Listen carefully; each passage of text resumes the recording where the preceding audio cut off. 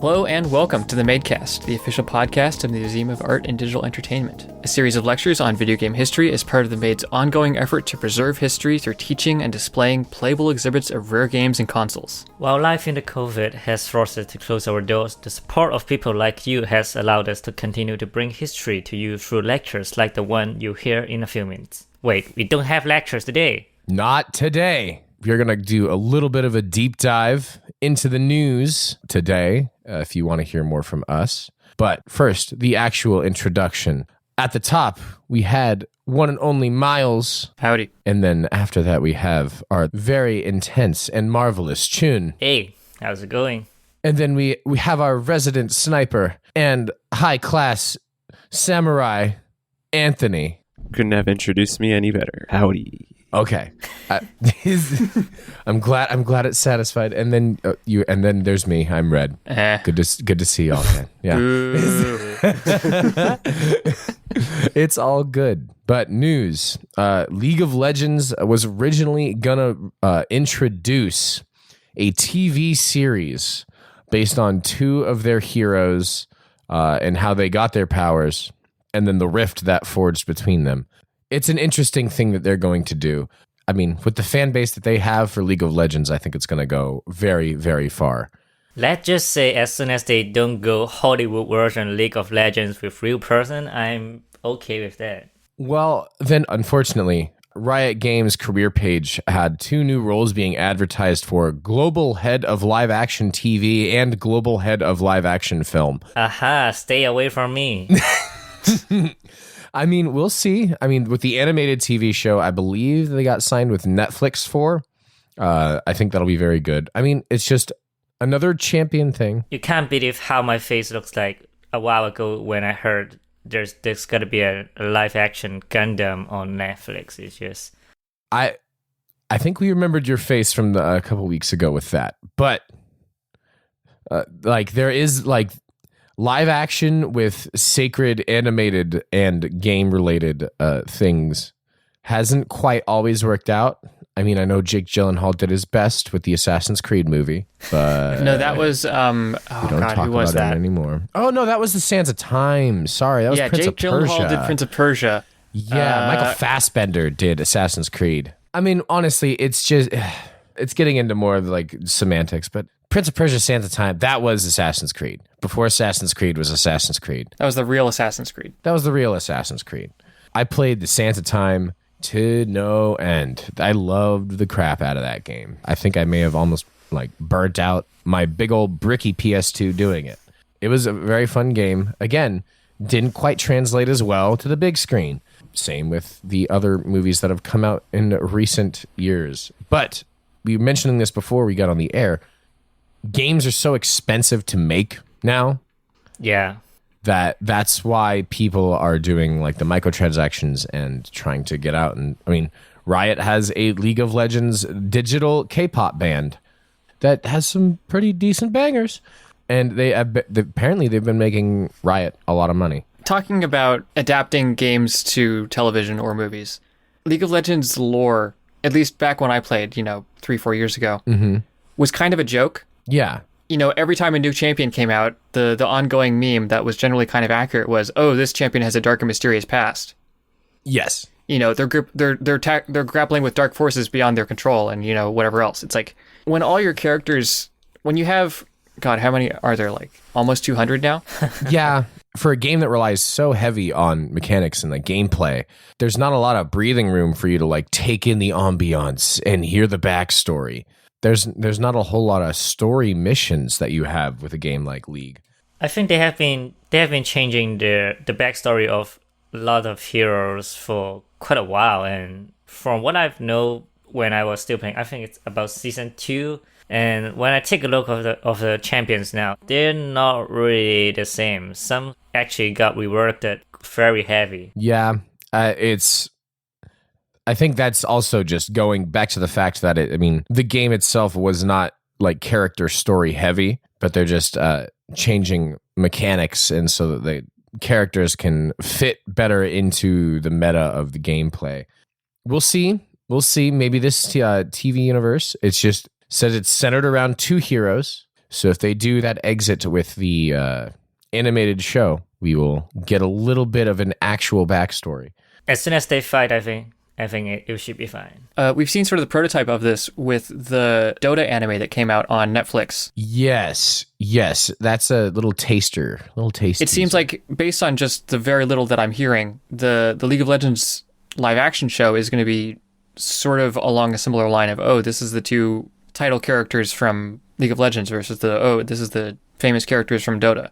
If I remember correctly, the Dota anime was just okay. Yes. But also having a show be just okay is better than being bad is necessarily the history of video game media outside of the games themselves.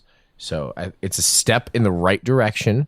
So at least it wasn't like offensive to anybody or like offensive to any of the fans. It was like, oh, I didn't hear a giant, this is terrible leap. So you're doing something right over at the Dota studios. But I think that's a little bit of enough with what's going on with Riot in League of Legends. I think the only thing we gotta talk about at this point, we talked about it a little bit, but Epic's big investment into their store and how they've been quote unquote losing a bunch of money, but they reframed it as it's an investment. It's an investment into the future. It's not just losing money or dumping tons of money. So I'm not talking to anyone, but if you earn it back, it's an investment. If you don't, then it's a screw up. So we'll see how it does. If Epic has some great sales that rival Steam sales, I may check it out. Yeah, so far, like 90% of my friends are still using Steam. And the only reason they're using Epic Store is because they have free game. Yes. And that's all of it. That's the only reason why they'll be there. And Rocket League. Hey, don't diss Rocket League with that. I mean, in my opinion, it is like the Ninja Mixer situation that Epic did with Rocket League. It's like, oh, we got Rocket League. Oh, I guess you can't buy it on Steam anymore. Sorry. It's okay. It'll be happy. That's enough news for now, because now to get why you all tuned into this episode, we're going to have a little chat with our hosts. So, to get us started into this, Miles, what's your favorite game and why? Oh, there's no good answer for this question ever. My favorite game is probably Legend of Zelda Wind Waker. It's a fantastic game. The music I love to death. The gameplay is just always fun. I always love the art style. It was one of the first real console games I ever played. I had played Pokemon, I had played some PC games before that. I did not know what I was going to get. It was perfect. Back then it was the perfect game. I got it, and it really was. I wasn't a Nintendo fan, but every time I saw my buddy play it, it was one of my best friend's games that he loved. The art style just blew me away immediately. And like you said, the soundtrack of many Zelda games, they just really get into do it. So was that also because you liked the sound and stuff and the music with the game? Is that also what ended up getting you into wanting you to get into sound as well, sound for games? Not that game in particular. This is going to be kind of a stupid story. The Star Wars prequels had come out, and I had them all on DVD with all of the bonus features. And as you do when you're homesick, you just start watching bonus features from movies you like. And I watched the special feature for Attack of the Clones that was about Ben Burtt and his process in making all of the sound effects for the clone troopers and, all the spaceships and all that stuff. I only live a couple miles from Ben Burtt. I'm in that area. Yeah. I was like, wow, that's really cool. And I was like, wow, he's just doing that stuff in my backyard. It's wasn't the main laser sound, if I remember correctly, that was just hitting a metal rod on a extended telephone pole wire. Yeah, he was hitting a telephone cable or a fence line out in Nevada somewhere, just with a wrench, and put a microphone on it. And I just thought that was the coolest job in the world. Yeah. And then I forgot about it for about 10 years. And then, As it happens. cue me in my sophomore year of college, I need to figure out what I'm doing. And I just start doing cinema because, you know, I like movies. And then I remembered that special feature and I was like, wait a minute, that's something I could do. I know how sound works. I like music and I like making noises with my stupid mouth. Yes. And so I started doing that and I was like, wow, this is actually a lot of fun. I'm going to do this. And so then I just went from there. And getting into games was kind of just the evolution of that. But so that's about it. Like, I just sort of, I moved from general cinema, like writing and screenwriting and directing and stuff. I realized I did not want to direct very quickly. Moved over to sound for film, and then just sort of hopped the fence over to sound for games. And haven't really left. Any aspirations for the future about games and what you want to see? Like in cinema, there's this acknowledgement that the sound makes the movie. In gaming, there's a similar understanding that if you turn off the sound, you're missing something, but a lot of people still do it. I know that I do. Like, even I, as a sound designer, I play games on mute. I just listen to music, I watch a movie, I do whatever while I'm playing a game. And I think that a game that really takes advantage of sound, that really like captures your attention with it, is kind of rare. I think the last game that really made me sit up and say, wow, that sounds rad, was Doom. And it's not just because of the music. I mean, the music was rad and I loved it. But it was also just like the soundscapes, like the way the world sounded, the way all the violence was. Like, it was just over the top. It was cartoonish and it was so visceral. And I was just like, I could not turn it off. Thank you, Miles, for letting us pry into your mind. Next up, Sir Anthony, we're going to be asking you kind of the same questions. What is your favorite game? Ooh, off the top of my head, I would immediately say Metal Gear Solid 2, Sons of Liberty. That game had the most profound effect on me because it just blew my mind. I'm like, wow, this is a game. I had no idea about Metal Gear before I played it. And so I'm thinking this is some kind of like siphon filter type, action game, like super cookie cutter, generic. And then I discover like, wow, there's a whole story to this. There's like all these unnecessary exposition dumps and dialogue, and there's a lot of passion in this, and it really resonated with me, and it really blew my mind. It made me a huge fan of Kojima. I would say that's one of my favorite games of all time. That's a pretty good entry, I gotta say. That was that also like with the dialogue and stuff. Is that game in particular also kind of why you wanted to get into the sound, or is sound design more just another passion of yours? I've been a band geek, so I've played instruments throughout school. When I finished high school, I kind of had a falling out with video games. I was just thinking like, oh man, video games are just a distraction and they're pointless. Even though I grew up, some of my earliest memories involve video games. And then it wasn't until I had this kind of rediscovering of Mass Effect. I replayed Mass Effect 2. It sort of made me fall in love with video games. I'm like, wow, I'm missing out. Like, this is just huge and profound. And it made me think like, okay, I know a bit about music. There's career possibilities where you can merge your interest with games with music and audio. Just sort of fusion your interests, and there you go. You'll never be bored. Well, that's fantastic. I know you said you got really into Mass Effect 2. Is there any other like particular game or any like moment in your gaming history where you said it's like, wow, this is beautiful, kind of like, or like just got sucked in because of the sound as well? Recently, I played The Last Guardian. Ooh. And that game made me feel really emotional. I don't know, like I have this sort of like knack for kind of sniffing out passion within a game. Like you can, and I'm pretty sure most of you probably have that same feeling too, but like, you can just tell when, someone really pours their whole like heart and soul into a game, into a vision. And when it finally comes together, it just hits you and you're just like, wow, like that's so profound. That's very powerful. And to me, that was The Last Guardian. It's so simple, but the simplicity is what really, really hits you emotionally. Good sound design doesn't mean a lot. Doesn't need to mean like a lot of different things going on. Good sound design is skilled placement within a story. The same as it was in like film. It's just like a choice needs to be made in what you're trying to focus on. And sometimes less is more. Yes. I love that saying.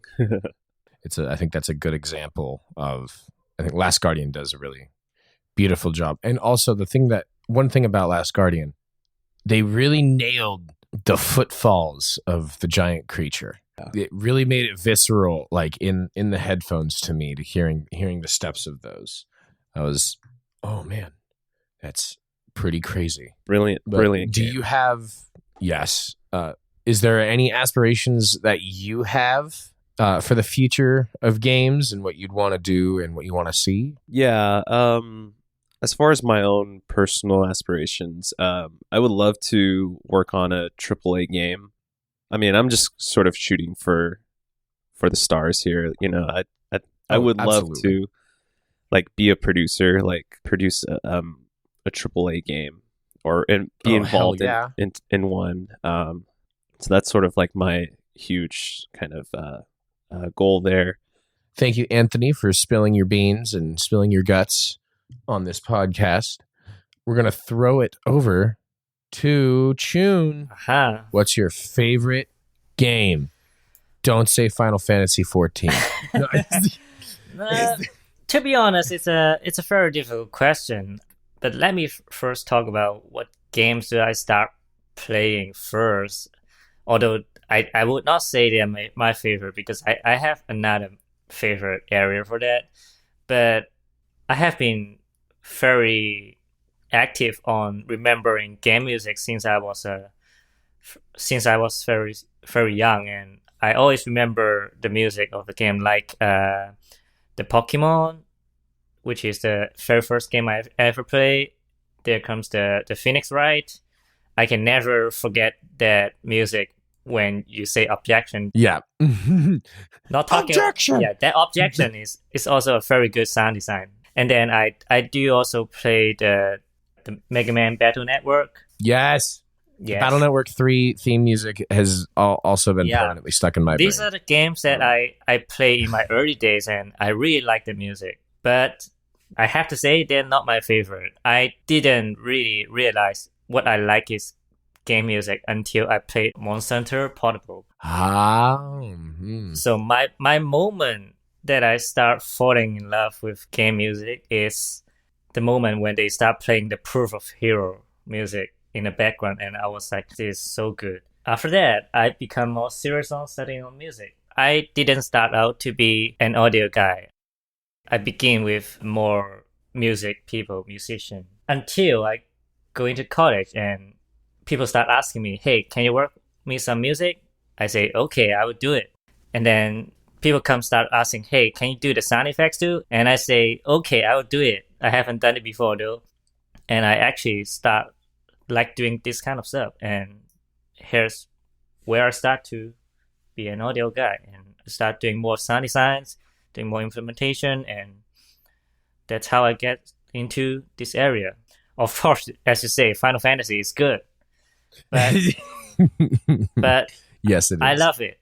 That's it. It's not like there's no need to justify what you love. There's always a special space for Monster Hunter series in my heart. Just how much that game has made an impact on me. Can I ask you? Do you think that would an aspiration for you to be to work on a Monster Hunter game, or like take some sort of lead on one of those, or what is your aspirations for the gaming future? It's difficult in that case because you don't know you want to work on your favorite game or not sometimes. On one hand, you want to see, okay, let's say, if you work on it, it's kind of lost that kind of surprise feeling when you ever play a new Monster Hunter game. And I sometimes fear about it, but if you ask me, do you want to work on that? I will probably say yes. And there's another thing that I always want to try or experiment in some games. Eventually, it's the 3D audio. We all know that there's a lot of different ways approach to 3D audio, like ambisonics or just panning left or right. That's the most simple way, but it's actually not that simple. But if we start talking about it here, it's gonna take another episode, so probably not digging too deep into that. But what I want to try is the binaural audio, because I haven't seen it to be used in games, and I understand it because unlike ambisonics and other stuff, it's not as easy to reproduce, and the location of your head cannot be moved when using binaural microphone or just general binaural audio. But I feel like there should be the way that you can work around it and make it to be used in game, and that's where I want to experiment on it. That's just makes my ears tickle hearing you talk about it. Because that would just be fantastic to be able to. It is just way more realistic compared to. I'm not saying ambisonic; it's not good, but it's just more realistic, and yeah. And the crazy microphones that you see of literally just two molded ears. I'm not a horror game fans, but imagine if you play a horror game and they have binaural audio in the game. I wouldn't play those. Yeah, I wouldn't play that. Just having someone whisper over my shoulder, like, I'm good. Okay, turning it off. I'm done. That's too real. Yeah. That's too real. That is what I want to experiment in the future. If I ever got a chance, that'll be what I want to do. Well, you can just try and set up two microphones in the same positioning as the ears, and then maybe check it out. Maybe make your own binaural microphone. Oh my god, that's another area. That's another one. Alrighty. Well, it's time to flip it back on you, Red. Okay. Yeah, we've got to throw the ball back to you. Tell us about your favorite game. Favorite games. My initial favorite game, it was the first major console game that I ever had. It was Kingdom Hearts 2. No, sorry. Kingdom Hearts 1 was the first console game that I had. And so I just fell in love with the first Kingdom Hearts, but then playing Kingdom Hearts 2 like revitalized it. It's like, oh, you can expand a world and like really do an epic sequel. And also just the music involved. I loved Kingdom Hearts. It's a sore subject now because after the release of 3, it kind of broke my soul a little bit. But I gotta say, in recent memory, my favorite game still, probably Skyrim. Elder Scrolls V, Skyrim. The beauty of that game at the time, like playing it, seeing just the epic grandness of the world, the very, like, just the tastefulness of the soundtrack, and it really drew me in and like made me fall in love with an immersive world like that. Just a place where you can lose yourself. And I've gotten lost in Skyrim so many times, just wandering around and like just looking at things, because it's so encapsulating and it's blown me away. And I still try and find that in many other games that I play since. Just listening for the sweet sounds. They're one little sound effect, like as you're driving along and you crash into something, or like a falling sound effect, just the just the little things. The little things get me. I mean, because like even with a game so big as that, the little janky features and the little kind of janky sound guards, or not sound guards, but little janky lines that would keep repeating because an NPC was stuck in a corner, and then he would like reintroduce him. You'll walk out and see it. It really caught my eye. Well, both of your examples have kind of famously good audio, or at least music.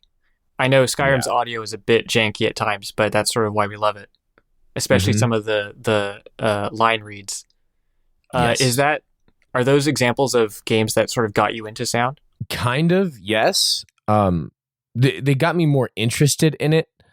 I gotta say, Kingdom Hearts was a little bit more of a interest for me. Part of me, I want to do more. I want to do some sound for games, but I'd also really love to get into the voice acting side of games, just because I like the level of depth you go into with a character in a game. In a game is not just like a performative aspect like you're doing on a show or anything, but finding out that Haley Joel Osment was only like 11 when he first did the first Kingdom Hearts, and I was just like a few years younger. I was like, it's a kid doing the voice. I know. Oh my God. I know that too. I was like, I could be it. And so that like got me that inspired me to want to do some more of this. But I didn't really think it was a possibility to do sound for games until I went to college at SF State.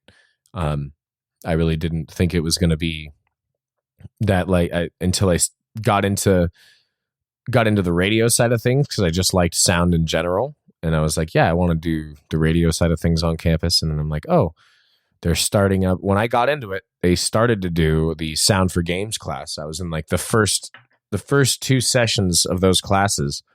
And yeah, I fell in love with it. I really, really enjoyed it. Met some great people, and getting to see a look behind the scenes, at least a little bit of like the little development, made me just want to do it more. It's the self-motivation thing, trying to work on it's been just working on doing stuff on my own and having an idea and executing it. It's like I work great when I'm in a team and I have people semi-relying on me. But if I'm doing anything for myself, I'm just like, oh, later. I'll do it later. But it's like, no, I enjoy it and I have fun. Just actually being around people that were interested in sound and doing the sound design. And sound design is just really caught me, and I really wanted to do it. And I had a lot of fun. It's fun working in kitchen, playing with foods. Yes. When you have a good reason of doing that. Yes. But that's pretty much it for me wanting to do like sound. It just seems like the type of environment that I want to be surrounded in. I want to create sounds. I want to create soundscapes. I want to, get people involved and connected to the piece of media. What about your aspirations? What are your aspirations for games? This is only like a bit of a recent thing in some of the games that I've played. NPC voice acting. The levels of like certain games, just for like 2 games as an example. Like the NPCs in Red Dead Redemption, Red Dead 2, have story loops within themselves. They can be like 20 minutes of following them, walking with them. They have lines.